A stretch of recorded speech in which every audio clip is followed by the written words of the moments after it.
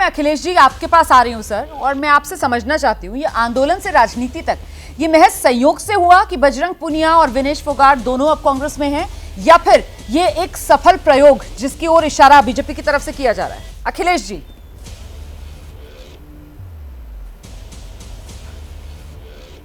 रोमाना जी, बड़ा दुख होता है कि जब किसी ने आरोप लगाया और उस आरोपों की जांच दिल्ली पुलिस ने की और उसके बाद वो दोषी पाए गए चार्जशीट में जैसा बताया गया है, उसके बाद भी इस तरह की बातें आप चर्चा में कर रही हैं।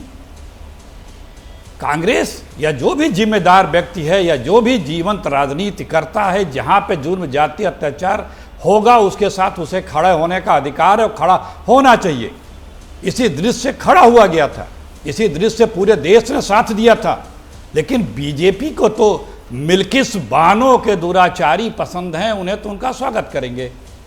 बीएचयू के बच्चियों के बलात्कार करने के बाद, छूटने के बाद घर आने पे उनका स्वागत करने वाली बीजेपी के लोग हैं।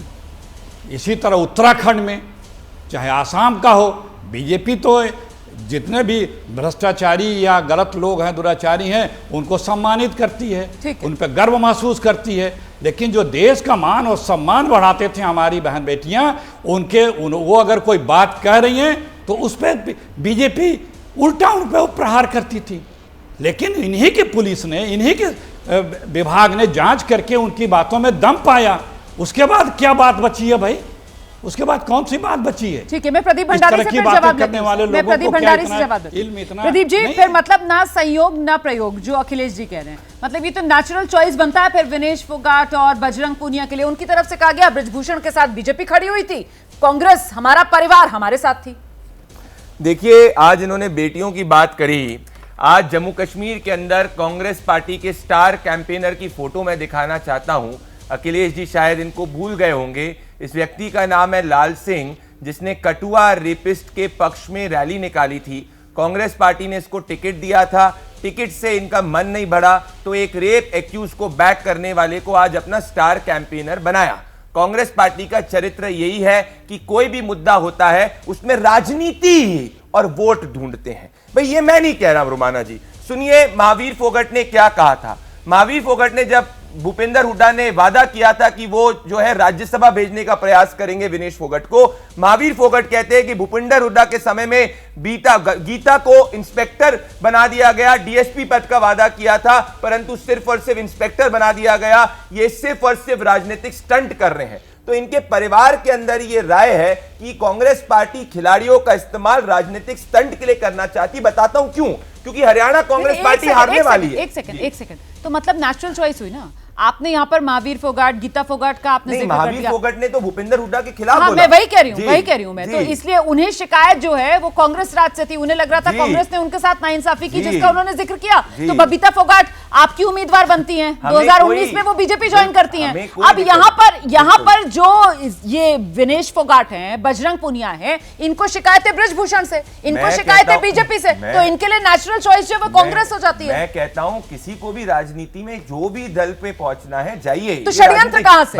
बीजेपी कह रही है षड्यंत्र। मैं बताना चाहता हूं कि मेडल्स को गंगा में फेंकने की बात हुई। ये कहा गया कि भाई हम कोई भी, ये जो पूरा हमारा आंदोलन है राजनीति से बिल्कुल भी लेना देना नहीं है। जिस दिन वो रिजाइन करती हैं और रेलवे पद से इस्तीफा देती, वहां इमीडिएट इफेक्ट लिखा होता है। जनरली लोग नोटिस पीरियड के अंदर सर्व करते हैं, क्योंकि 1 महीने में हरियाणा का चुनाव है। तो कोई नहीं, मैं कह रहा हूं वो उनका व्यक्तिगत निर्णय, कोई भी राजनीति में आ सकता है। परंतु मैं आपको असली मुद्दा बताना चाहता हूं। ये 3 फोटो ध्यान से देखिए, ये शैलजा जी की, हुड्डा जी की और रणजीत सुरजेवाला की। दिक्कत कांग्रेस पार्टी की और अखिलेश जी की है कि अभी तक इनकी लिस्ट तक नहीं निकली है। रोमाना जी, ये हरियाणा चुनाव हारने वाले हैं। भारतीय जनता पार्टी ने 75% लोगों का लिस्ट निकाल ली, तो पहले ये क्या कर रहे हैं, अरे आम आदमी पार्टी से अलायंस कर लो, समझ में आ रही है, उसके बाद भी हम नहीं जीत पाएंगे, तो चलो 2 खिलाड़ियों को ले आओ, शायद उससे माहौल बन जाए। तो मूलतः आज कांग्रेस पार्टी मान चुकी है कि हरियाणा चुनाव में वो वीक फुटिंग पे है और Bharatiya Janata party strong footing पे है। तो कोई ना कोई मोहरे को ढूंढना चाह रही जिससे कि इनकी जमानत बच जाए। तो अखिलेश जी, मतलब ये खिलाड़ी जो है वो कांग्रेस के चुनाव के लिए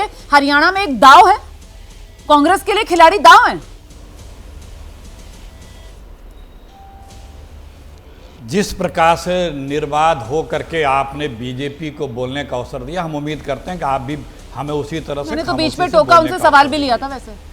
बात यह है कि जो नहीं सुन, जो बात यह है कि जो हमारे राष्ट्र के शान शौक हैं पहलवान, उन लोगों ने जो आरोप लगाया उसमें दम था कि नहीं था? प्रूफ हो चुका कि दम था, सत्यता थी। अब आए बाएं साए बकने से बात नहीं बनेगी। आप लोगों के यहां जब हरियाणा में भगदड़ मची है, चुनाव तक बीजेपी खाली हो जाएगी, संभवतः कोई बचेगा कि नहीं बचेगा, कै लोग बचेंगे, ये तो दिख रहा है। 2500-30 एमएलए भूतपूर्व वर्तमान जो हैं मंत्री जो हैं वो बीजेपी छोड़ चुके अखिलेश जी, हैं। आप और इतने जब वरिष्ठ हैं, सर। ये अपने आप आरोप इतने के वरिष्ठ जांच की हैं, मांग इसीलिए कर मैं रहे हाथ थे। जोड़कर आपसे कह रही हूं सर, अभी आपने यहां पर इतनी बड़ी बात कह दी, आपने कह दिया प्रूव हो गया, सत्यता थी। सर आप जानते हैं ना, इस देश के अंदर ये सत्य है, प्रूव हो रहा है नहीं हो रहा है, उसका फैसला सर अदालतें करती हैं। चार्जशीट से प्रूव हो जाता है क्या सर? फिर तो अभी यहाँ पर प्रदीप भंडारी बैठे हुए हैं सर, वो कितने नेता कौन जमानत पर है, सबकी सबके खिलाफ वो प्रूफ जो है वो कैसे साबित हो रहा है, वो ये गिना देंगे सर। नहीं, तो सर ये तो मत कहिए ना प्रूव हो गया, सत्यता है, ये तो मत कहिए ना कि आपको नहीं, जांच कंप्लेंट जो उनकी थी उसमें पुलिस ने उनकी बात को सही माना, अदालत जो कहे। ओके, हम तो ये कह रहे हैं पुलिस ने जो उनकी आरोप थे उसको मान करके उसमें अदालत गई है, अदालत आगे जो फैसला करे। ठीक है, हम फैसले की बात तो कर नहीं रहे, जांच की बात कर रहे हैं। तो आप तो ध्यान से सुनी नहीं। तो जब एक प्रथम दृष्टया पुलिस ने उनके तथ्यों को सही मानते हुए अदालत में बात ले गई है, तो अब जो वो लोग यही मांग तो कर रहे थे कि जांच होनी चाहिए, निष्पक्ष जांच होनी चाहिए, उस पर सिंपैथी दिखाने या उनके साथ खड़े होने के बजाय सत्ता में बैठी बीजेपी उनके खिलाफ अनर्गल आरोप प्रत्यारोप राजनीतिकरण कर रही थी। ठीक है।